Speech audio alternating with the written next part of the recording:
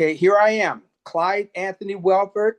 I'm living in Baldwin, Michigan, a rural community, about 90 minutes north of Grand Rapids, where I was born. I've taught school in Baldwin for 29 years, special education. Uh, so I have a lot of patience and I break things down. My mother, rest her soul, she used to always say, boy, you just explain and explain because that's how I get it. I get through to people. I got I got to know I'm reaching you. Um, I also got a master's degree from Fair State University, the two undergrad degrees in bachelor's psychology and in education from Grand Valley State University. Go Uh, Lakers. go Lakers. Hey, but there's some other people would say go Bulldogs. It's funny, they were nemesis, the people I got my master's with. Um, yes. And so I've held office. I'm a current serving county commissioner in Baldwin and was reelected in 2024 for a 4-year stint instead of the 2 years. So I'm in the second year of that 4-year term. And currently I'm running for Congress for the second congressional district. And I want to be the person that served everyone. That's about all Wonderful. I can say. Wonderful. Thank you, Mr. Welford. So yeah, let's go ahead and get right into the questions. So I have a list of topics that we'll be hitting. Some of these include government reform, gun violence, corporate PAC donations, etc., immigration in there mixed in as well. I'll probably jump around here and there. But if you're ready, I'll go ahead and get started right into it. Sure. Starting with the topic of government reform. First Mhm. question, if elected, what actions would you take to hold accountable those officials of the administration who have acted in potentially unethical, illegal, or unconstitutional ways? Or what action? When you say what action, I guess I ought to know what that means, but I guess I really don't. But I would tell you this much that I would hold their feet to the fire and make sure if there was some malfeasance and wrongdoing that it would be investigated. Investigation number one, and if we find something, go ahead and prosecute. What other? I mean, we have to do that. Not only would it be a deterrence for that type of behavior, but it needs to be checked.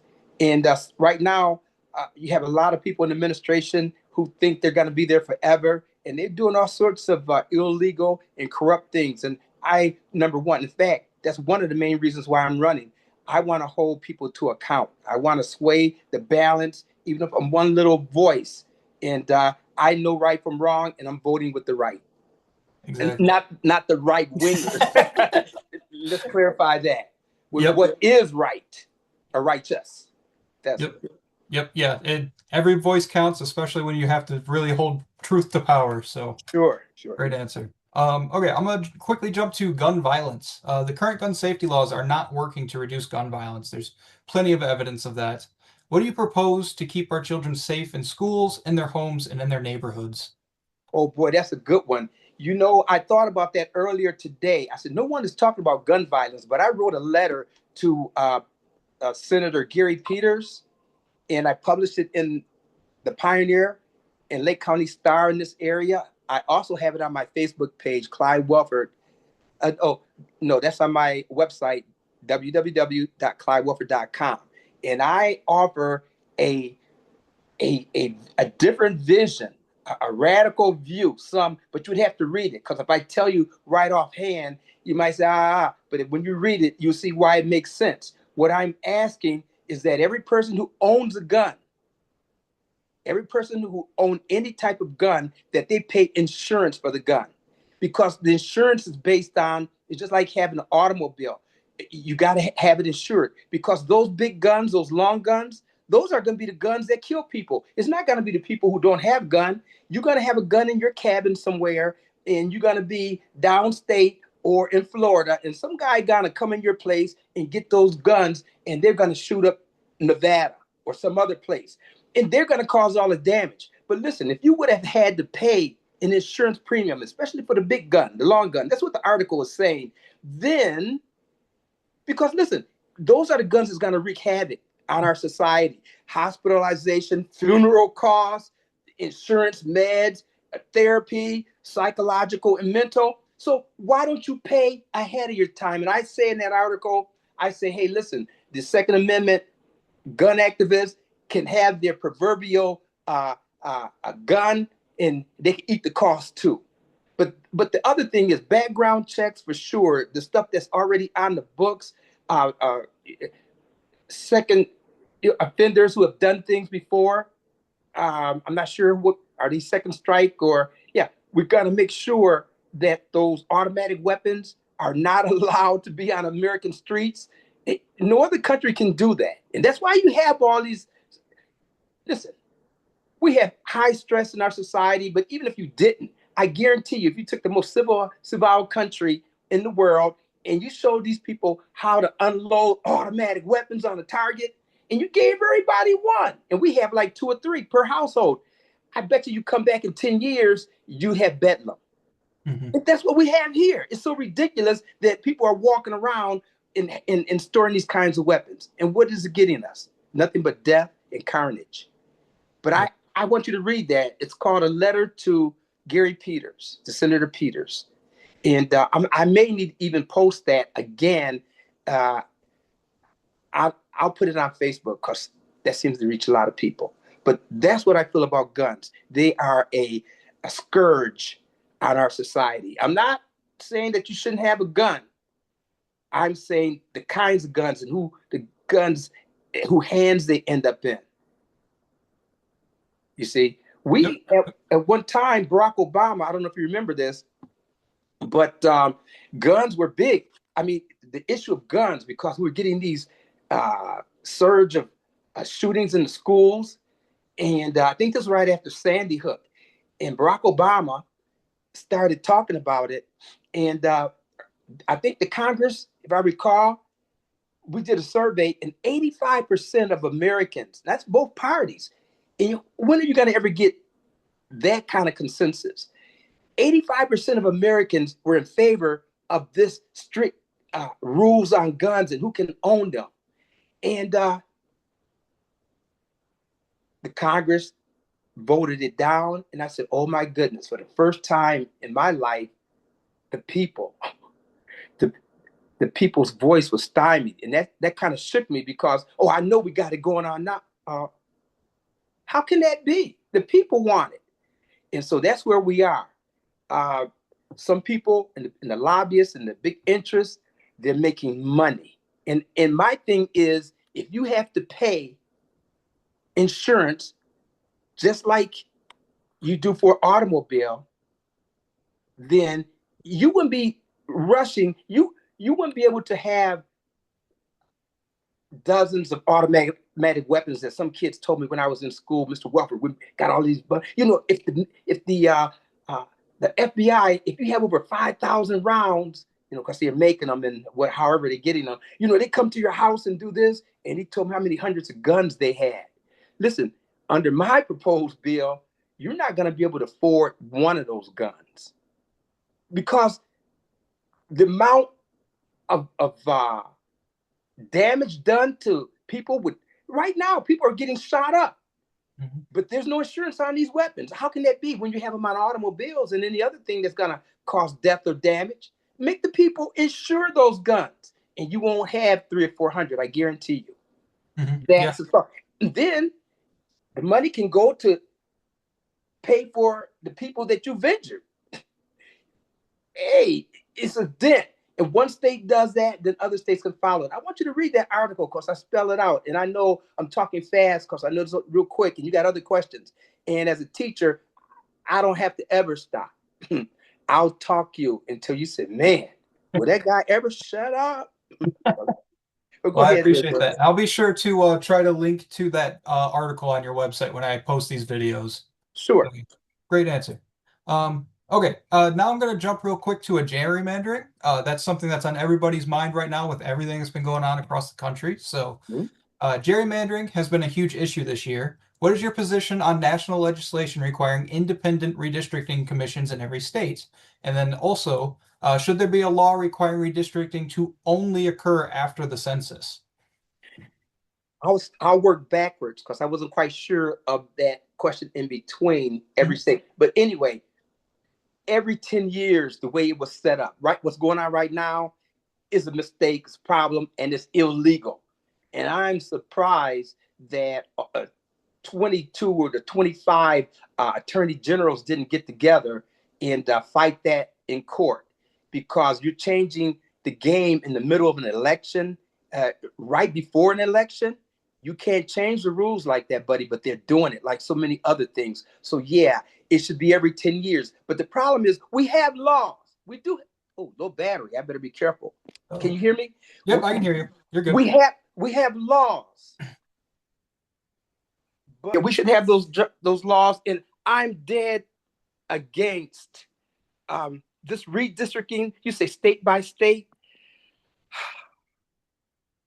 That sounds like states' rights to me. I would have to look into that. Yep. Individual states. I don't understand why you can't do it every 10 years and have maps that are approved by the commissions and the people looking at them. And if there's some challenges, you take it to court and hammer it out.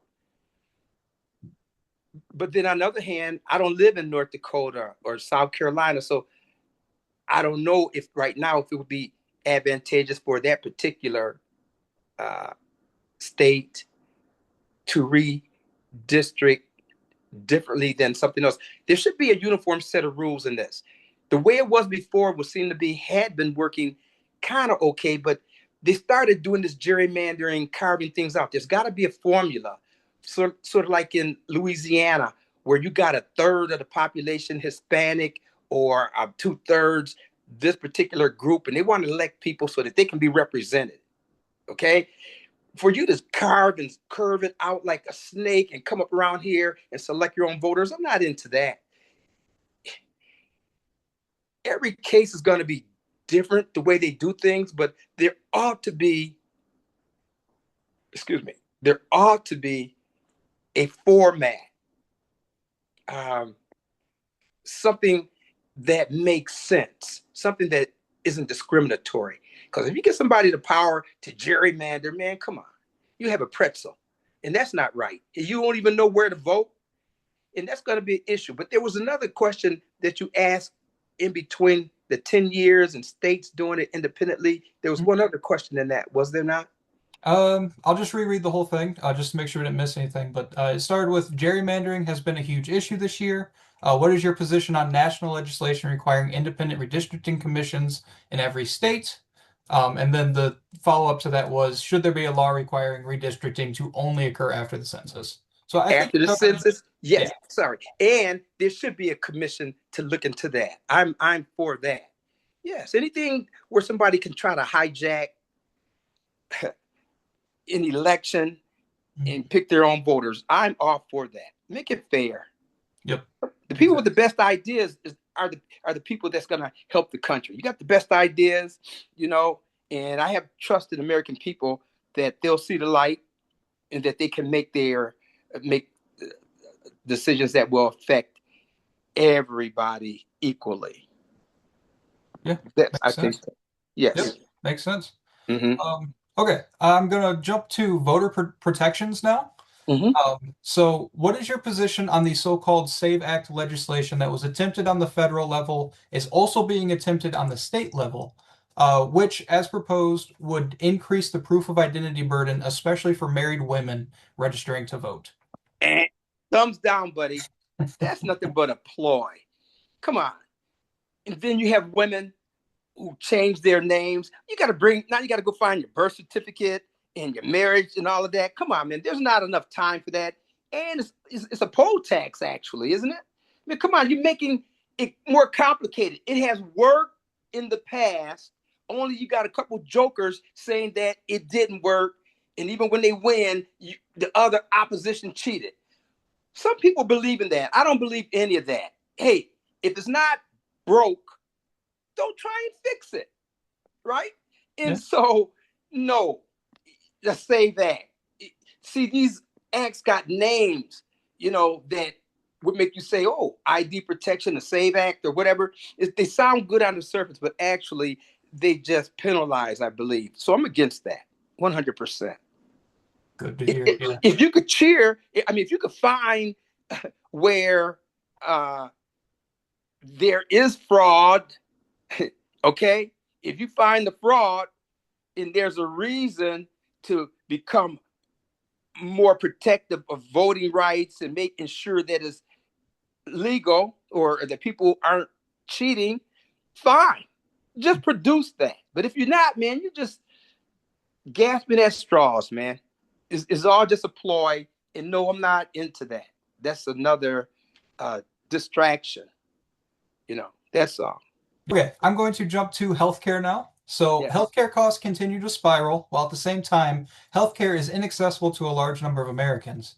How do you propose reforming our healthcare system? That is so good. First of all, I think it's interrelated with people paying their fair share of taxes. How can I fix that engine unless I have some tools, right? And money is a tool. You need to make sure that the trillionaires, if there are any, and the billionaires pay your fair share. Now you hear people say, "Oh, it's not going to help." It is going to help. You're taking money from poor people, and these places are closing down in northern Michigan, all over the place. Because Medicaid is being looked at and being tampered with, or nearly $1 trillion, 800 million were taken. That didn't have to happen. That was dirty, man. Come on. Hey, and so fair share of taxes, and the government can give people help to cutting,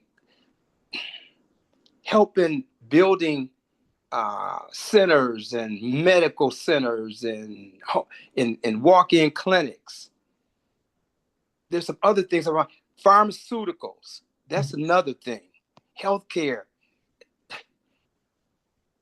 I was thinking about this today. I went to the pharmacist to get a prescription. One guy was in there talking about his bill was $172. I wanted to say something about it, but I'm cool with the pharmacist, and he and his wife is going to vote for me, in the primary. So they say.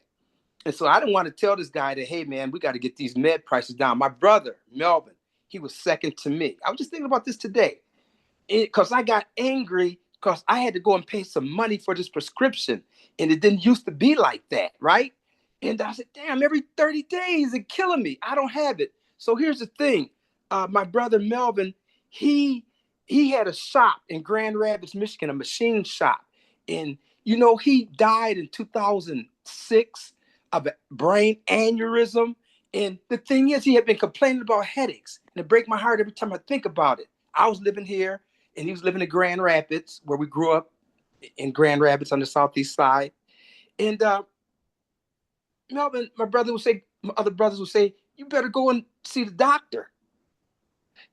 But he didn't, because it would have cost him too much. He owned his own shop, and he couldn't afford it. So I thought about that today. I said, man, should I go ahead and give these people this money, or I'll be good for another week, man? I ain't feeling any kind of symptom. And I thought about my brother, and I said, oh, man. It was sort of like I felt like, hey, I'm punishing them. But hey, guess what? Like the kids in the classroom, well, I ain't going to do it, Mr. Welford. Like that's hurting me. So I was one of those kids. But I felt like that nonetheless. And then I snapped out of it. Oh, heck no. Let me go ahead and do what I'm supposed to do.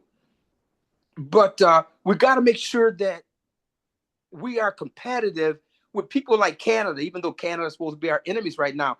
The industrialized world should not be paying. I think it should be, honestly, I think that all of this stuff, I don't want to say the word free, but should be at no cost. We pay enough money. We're citizens of the United States, and everybody, our government should work for everybody. And so how exactly the legislation that would come across my desk, I know what it's saying, and I'll definitely sign it that way. But some things that I can do, I could get with committees, I could research it and do the right thing for all of us. Wonderful. Great to hear. And sorry for your loss. And unfortunately, I have a feeling that's going to reverberate on a lot of people in Michigan. Yeah, man. That's my brother, man. That's hard. Yep. But those things are happening, but they're not just happening to me. They're happening to everybody. And somebody got to stand up. And I'll tell you that right now. I'm going to tell them, just like I'm talking to you. I love to do that. I love to preach. You're wrong, Mr. Lady. That's not the way it should be. And here's why.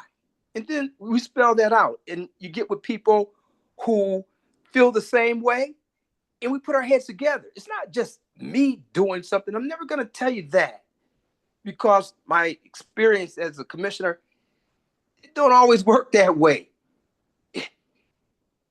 Things come up, it comes around sometimes for a vote, and then you can act on it. Sometimes you're not even on that committee, and you come back and find out that, hey, the personnel committee did that. Oh, now you're voting on it. You didn't even have a part of that. But people are in the streets and also they think that, hey, you said you were gonna, hey, my bad. They didn't even put me on. I wasn't there. But I will look out for the people. That's what we're trying to get. We're trying to get some equity, man, some parity. We're trying to get some semblance of justice and take care of our constituents. Because I know we're hurting. The food, I'll say this about the food real fast. I went and I cook.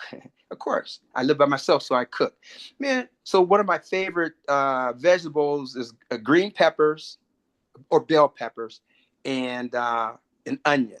I put that almost in everything, and put it in the oven. Do you know, swear to goodness, one pepper was $3.69. So if you get 3 of these, you're paying $12 for 3 peppers? Now, what country does that make sense in?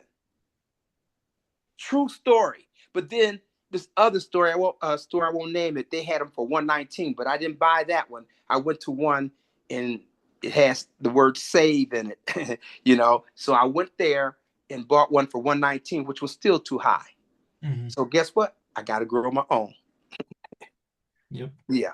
That leads in pretty well to my next question. This one talks about economics and affordability. So I'm just going to read the whole question. The gap between the rich and the poor in our nation keeps getting larger, like what you were talking about. At the same time, the middle class is drastically shrinking. What policies would you propose to try and remedy this? And how would you accomplish this without increasing our already bloated national debt? Well, that's a loaded question. Yes, it is. Okay, how would I lower the affordability gap on different? Well, there's a lot of ways we can go. But when you talk, that's wide open, because affordability is not only groceries, okay, but we're talking about paying for rent, utilities, and things like that. And each one of those would have to be dealt with. If we talk about energy, one thing that skips over everybody, I think the problem has just about been solved, but we act like we forgot about it. I didn't. I went and invested big money in 20 solar panels in 2019. I had fuel bill $500 for electricity on one person. Hey, you guys are cheating me. I told them that. And they didn't listen. I checked my meter. The guy said, hey, you got any enemies? Because it's been arcing here. Only people been in that box was the energy company. I said, okay, I see what's going on. Okay. But I went and got me solar panels. And now in the summer months and in the spring months, starting in March, all the way until almost October, right before November, my electric bill is only $5, $6, $10. And that's the fee for using. I think that solar energy, I think we need to invest in solar energy. And I thought about this today. Something I had read a while back. Your sun, our sun, SUN, converts 400,000 tons of hydrogen into helium every second. Now think about that. Every second? How many seconds are there in an hour? You see what I'm saying? Mm-hmm. Listen, we can make those. We got some geniuses around here. Some of the kids I went to school with. You could manufacture solar panels, and everybody here can have solar panels and batteries and act as, but and to help solve the energy crisis and stop padding the pockets of utility companies. But guess what? Nobody's going to push that because the lobbyists are all in for the big guys and the fat cats. And nobody, and I won't say nobody, but we're not talking about solar. You can manufacture that. We need to have, okay, but that's just one issue. Mm-hmm. Mm-hmm. Yeah, no, good answer. I think that covers it pretty well. You're acknowledging all the different aspects of it, which was really what I was trying to push for with that question, you know. See if you're picturing the whole thing that's affecting people Sure. right now. Yeah, man, that is, it's so scandalous what's going on. Mm-hmm. But thank you. Yep. Okay. We've got a couple minutes left. I want a real quick hit on military and war. So obviously we're in the midst of the Iran war, the Iran war. What is your position on the war against Iran? Would you call for a war powers resolution to regain legislative control over military actions? Yeah, I think we got that. Did we not have a vote on that last week? And We we got did. it, right? Yep, but it seems like nothing's happened. Exactly. See, that's the problem. You can legislate all day long, but if you got some crooks and some people, okay, just for a quick example, okay, so we took the name off of the Kennedy Center. You're not dead unless you plan on dying. Plus, why would your name be ahead of the man that did so much for our country? Okay, then so when they took it down, they covered it up. I'm surprised they even took it down because a lot of things they just ignore, like bring those people back that you are deporting to countries that's not of their origin. They don't speak the language. They were born here. And sometimes they didn't do it. And they're still breaking the laws and doing different things like arresting people without search warrants. And then when you get them, I wrote an article called Melt the Ice. You got to go to my Facebook page. And if we had time, I'd read it to you.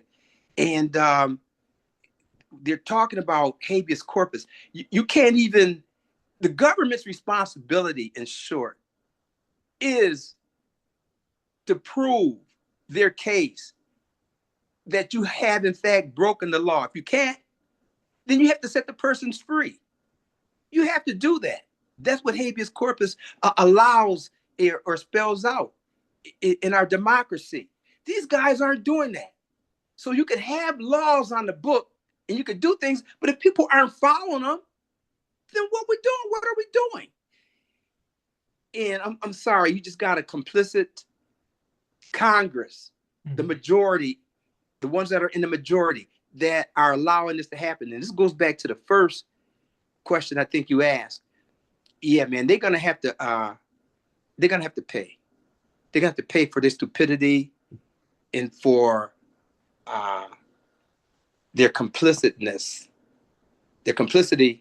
in allowing these guys to break all sorts of laws. But I probably got off the track there. You're talking about the war. The war is illegal. You did not do any planning. That's evident. Hey, you didn't get any of the nations to go along with you. But now you want to ask for them. And then your temperament, now you're going to threaten them because you didn't involve them in the beginning. The terrorists, see that? Hey, man, you're going to get me started, man. I'm going to take a med, get my blood pressure up, man. You're going to have me or grab a beer or something. Hey, but no, man, there's so much that is wrong. And I don't know, can we actually, we'll handle another 2.5 years of this dumb stuff. But we got to get that majority in one or both of the houses and put a check on, because a whole lot of other stuff can go on. Mm-hmm. And someone asked the other day, should you get that $1.8 billion for the insurrectionists? I said, sure, you should. They said, what? I said, yeah, but it ought to come out of Donald Trump's personal bank account. If that happens, yeah. But see, I know that's never going to happen. He's not going to give these guys a quarter. So that I was trying to be funny right there, but but I don't hear no laugh track. But hey, man, but yeah, they might read it the wrong way. But no, man, the war was illegal. This guy got us less safe. I feel like a fool. I'm embarrassed. Oh, come on. A war. You killed those people, man. You got to have some type of humility. You got to have some kind of honor. And it is apparent that this guy do not care. He do not care about anybody. And it don't even matter what race you are. Yeah, he talk a lot about minorities and African Americans and Asians and SO countries. Man, hey, and then a lot of white people they feel good about that. Don't feel good about that because if you don't have any money, hey man, he's talking about you too. Mm-hmm. He's talking, and the big news is you might feel it worse. I say that because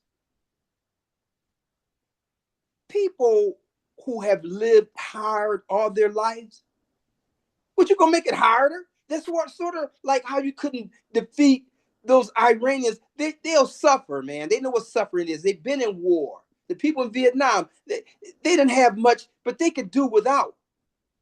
But this plush middle class that we have, the ones that some of his policies gonna eat away at, it's gonna be like a nightmare. And some of the people who've been living that way, they won't be as stressed out about it. I mean, they really won't be stressed out mentally. Sure, they might go out and rob somebody. You might catch them or you might not. And crime goes up. But if you don't have a certain amount of money, making those six figures, you and your wife, hey, he's talking about you. Mm-hmm. A lot of people don't realize that. They Yep. think Yep. sometimes the color of their skin is going to save them. That ain't it. You can't take this color of your skin to the bank, you know, or to the grocery store, can you?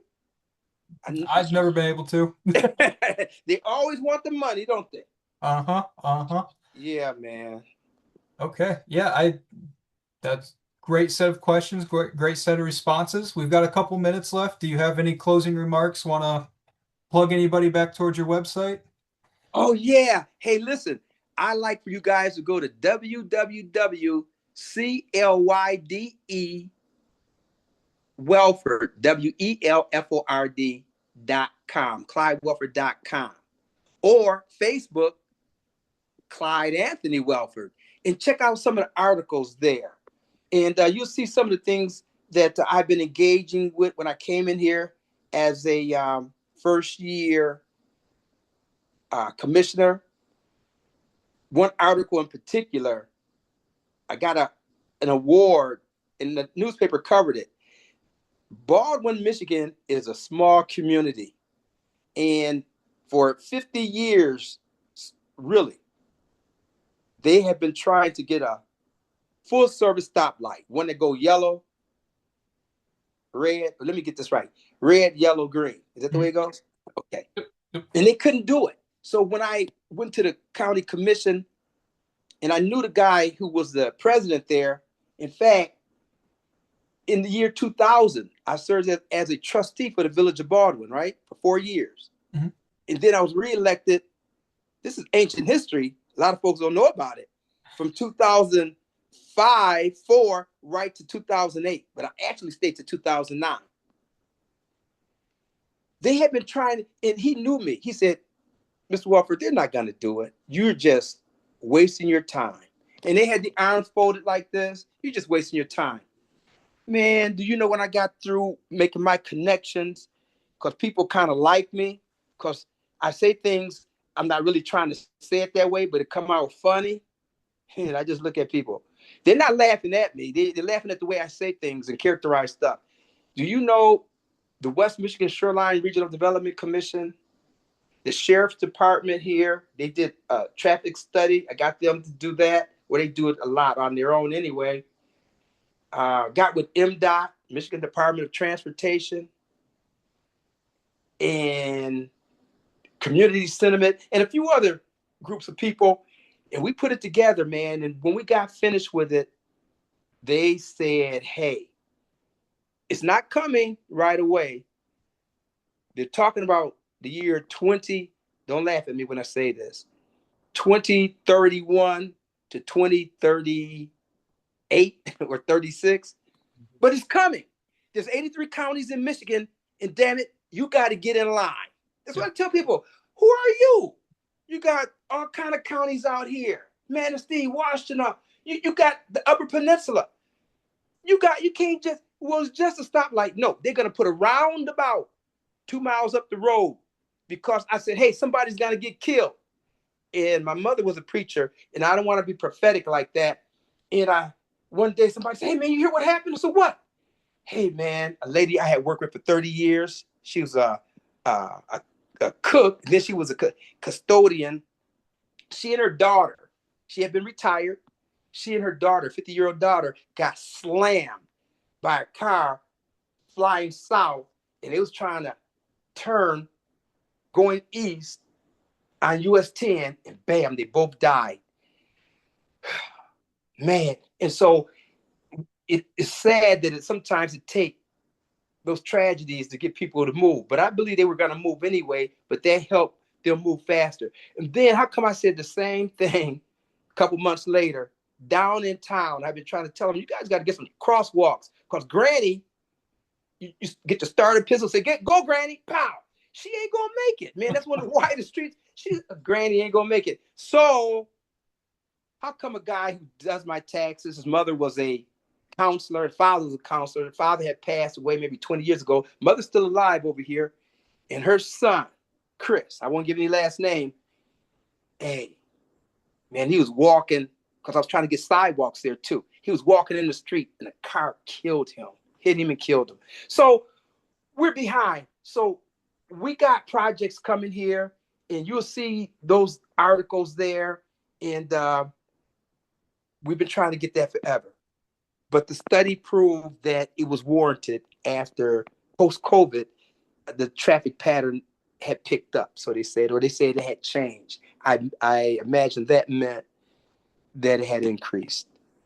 But hey, those are the only things I want to say. But that also, if you guys vote for me, one thing about it, I'm going to work my fanny off every day of the year. I don't stop. And I'm working for you. The other thing is, I don't stand down. I don't know what that means. Right is right. And I believe I got God on my side. So I don't worry about all the stupid stuff, okay?